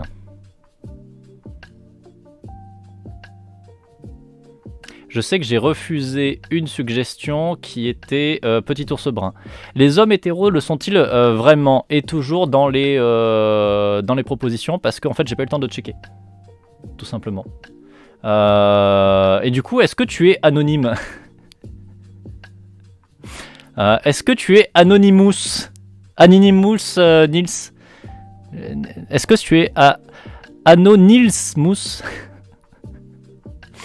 Mais du coup c'est juste que j'ai pas encore checké et je regarde toujours un minimum avant pour le coup. Je préfère vérifier toujours un minimum, mais j'avoue que j'ai pas eu le temps de vérifier, donc je l'ai laissé dans les suggestions. Il faut juste que je prenne le temps de vérifier 2-3 trucs. Hors contexte, j'ai refusé une suggestion Petit ours brun, c'est très bizarre. Oui, en effet. Qui l'eût cru? Mais du coup, merci beaucoup à toi, Anonymous, pour le cadeau de Iron Widow. On va faire ça relativement rapidement. J'ai envie de reprendre les live lectures en plus de la roue du temps pour que justement on puisse déjà finir le tome 1, ça serait bien, et passer sur autre chose. Ce serait cool. Mais du coup, merci beaucoup. Merci beaucoup. Et l'autre livre, je vérifierai et je le mettrai. Après, comme j'ai plusieurs livres déjà plutôt intéressants à lire, c'est vrai que je ne suis pas senti de devoir le faire très très vite, parce qu'il y en a d'autres. Du coup, le contre-lordon, c'est ton ajout? Il y a un contre-lordon qui avait été proposé, et je crois que je l'ai ajouté, effectivement, ça me dit quelque chose. Je crois que ça me dit quelque chose. Contre-lordon, je sais plus si c'est moi qui l'ai ajouté ou si c'était une suggestion. Je sais plus. Ceci dit, comme il y a le marqueur de VOD qui est sorti tout à l'heure, je vais reprendre un petit peu la lecture. On va finir le chapitre parce qu'on est à la fin. Comme ça, on peut couper la VOD sur ça. Bon, il nous disait des conneries pour changer le petit Lordon. Incroyable. Mais les moyens de la lutte peuvent être là, et ils le sont d'autant plus que la lutte est collective, l'émulation des affects, éthique 3.27, intensifiant les résolutions individuelles. Une insurrection, une sédition opère la conversion en affect politique de tristesse éprouvée en première personne, comme tous les affects, c'est-à-dire d'abord non politiquement, et ce qui donne forme politique au mouvement réactionnel du conatus pour repousser les causes de la tristesse. On peut plus facilement s'avouer malheureux à soi-même dès lors que ce malheur est partagé et que sa cause imaginée politiquement détermine des désirs réactionnels politiques et donc communs. Les esprits, maintenant, s'efforcent ensemble d'imaginer ce qui augmente la puissance d'agir de leur corps, et c'est dans le devenir politique de cette imagination que s'opèrent les remaniements personnels les plus saisissants. Remaniements qui commencent par la révocation radicale de toutes les manières antérieures d'imaginer, de tous les tours de dénégation ou d'occultation par lesquels l'esprit s'efforçait de résister à un réel trop brutalisant, pour protéger comme il le pouvait son corps de la tristesse. Le malheur est contemplé et la guerre contre le malheur est déclarée. Elle peut l'être parce qu'elle est devenue une guerre collective politique. L'esprit armé de la résolution mimétique des corps nombreux peut donc récuser les imaginations de Racro, par lesquelles il soutenait son corps tant que ce corps-esprit luttait seul. Mais alors, c'est toute une image du monde qui vole soudainement en éclats. Le voilà, le grand remaniement. Il fallait opposer de la politique à de la politique pour le produire, car il est bien certain que les imaginations auxquelles se raccrochent les individus, tant qu'ils luttent isolément, reçoivent le concours vicieux mais hautement politique de l'hégémonie. L'hégémonie n'est-elle pas là pour fournir aux individus toutes les bonnes raisons de tolérer un état du monde qui est intolérable, mais qui ne le leur est pas encore tant qu'ils sont sous l'emprise de ces idées? Un CDD, ce n'est pas si mal, la vie est un risque, il faut savoir rebondir. De toute façon, la mondialisation, etc., etc. C'est toute cette quincaillerie qui est révoquée d'un coup au moment où se cristallise le point critique endogène.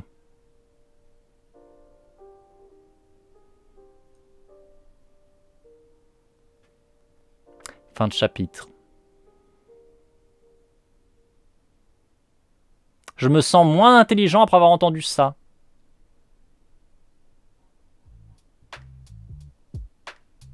C'est un petit peu ça, Loukoum. C'est un petit peu ça. En gros, ce qu'il nous dit, c'est que une fois que tu as accepté que tu es malheureux, ça y est, c'est bon. Tu peux te motiver. Tu peux te motiver, et comme du coup tu vas motiver des gens autour de toi, les gens autour de toi vont se rendre compte qu'ils sont malheureux. Mais comme toi, tu as déjà montré que tu étais malheureux, les gens seront malheureux avec toi. Mais comme du coup vous êtes tous malheureux ensemble, vous pouvez vous déclarer les uns les autres malheureux. Et donc, du coup, vous pouvez agir. Vous pouvez vous décider à tout cramer. Et donc, vous allez tout cramer. Et en fait, finalement, c'est ça la politique. C'est de faire en commun. Mais en fait, au final, les gens qui n'agissent pas, regardez, c'est politique. Parce que du coup, les gens qui n'agissent pas, en fait, croient qu'ils n'agissent pas par raison individuelle. Mais en fait, non. En fait, ils n'agissent pas parce que notamment ils sont soutenus par le système actuel et l'hégémonie actuelle qui du coup leur dit qu'en fait non, TKT c'est bien, c'est pas mal, etc. Et donc voilà, le principe c'est finalement pour combattre la politique, il faut de la politique. C'est juste que vous êtes trop cons pour vous rendre compte que vous êtes capable de faire de la politique. Mais du coup, il y a des gens qui sont là pour vous dire que en fait, ils sont pas si cons et qu'on peut faire des trucs.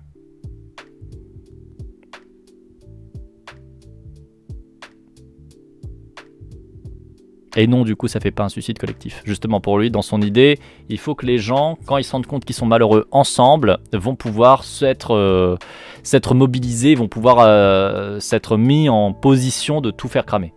Mais bien sûr, avec une direction apportée par quelqu'un. Il faut toujours quelqu'un pour leur dire dans quelle direction aller tout cramer. La bonne, évidemment, direction, pour tout cramer. Nul à chier sur 20, comme d'hab, ça ne change pas. Ça ne change pas du tout. Il nous dit que concrètement, une fois que tu as compris que tu étais malheureux, tu vas tout remettre en question et tu vas tout faire péter. Je suis toujours pas très convaincu. Je suis toujours pas très convaincu. Ouais. Et j'aime bien aussi l'idée qu'ils nous disent ce qui est intolérable, c'est notamment d'avoir un CDD. La vie est un risque. Encore une fois, ça sous-entend aussi une vision qui est sûrement très travailliste, Il faut le travail, il faut travailler dans la vie. Il faut avoir un CDI dans la vie, c'est important. C'est... ouais. Ouais. Waouh. Est-ce qu'il a déjà vu un mouvement social? Bah non, il n'en a pas besoin, il a un gros cerveau pour l'imaginer. Alors, je vous rappelle, pour ceux qui ont raté ça quand même, il y a de ça quelques lectures en arrière, il nous a dit quand même un truc incroyable. Hein? Il nous a dit un truc incroyable. Je suis capable d'imaginer ce que je vivrais si j'étais en train de subir du racisme. Donc, je peux parler et comprendre ce que vivent les gens qui subissent le racisme.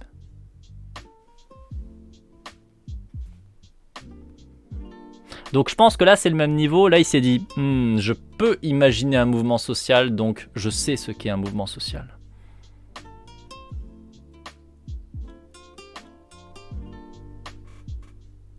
Avec ce qu'il dit avant, les gens tristes, soit ils en finissent, soit ils luttent. Mais partir du principe que plusieurs gens tristes fait une lutte, c'est ne pas prendre en compte l'autre possibilité. Genre, c'est quoi son argument pour pencher plus d'un côté que de l'autre? Son argument, c'est que si plusieurs gens sont ensemble et tristes, et du coup se rendent compte qu'ils sont malheureux, en fait, ils le font avec quelqu'un qui les a motivés. À prendre conscience de ça et qui va les amener dans la bonne direction. En fait, le changement, la différence qui fait que pour lui c'est valide, son argument, c'est qu'il y a quelqu'un qui est là pour leur dire on va dans ce sens-là. Regardez, on est tous malheureux, mais on va dans ce sens-là pour tout cramer. Donc les gens vont se mobiliser parce que quelqu'un est là pour leur donner la direction. Encore une fois, on est dans la même vision qu'il a depuis le début. Il faut un chef. Il faut quelqu'un pour amener dans la bonne direction, quelqu'un pour guider, parce que les gens sont trop cons par eux-mêmes pour se guider. Mais dès où il y a le moment où il y a quelqu'un pour les guider, tout va bien. Tout va bien. Voilà. Il faut le triste originel. Non, mais le triste originel, mais intelligent. Donc pas un prolo. C'est ce qu'il nous a dit. C'est ce qu'il nous a dit. Lordon, il a une simulation de l'univers dans la tête en fait. Ouais, puis il y a un sacré bug dedans. Hein. Son cerveau quantique, il est bien éclaté au sol. Hein. Bien éclaté au sol. Hein. Bref.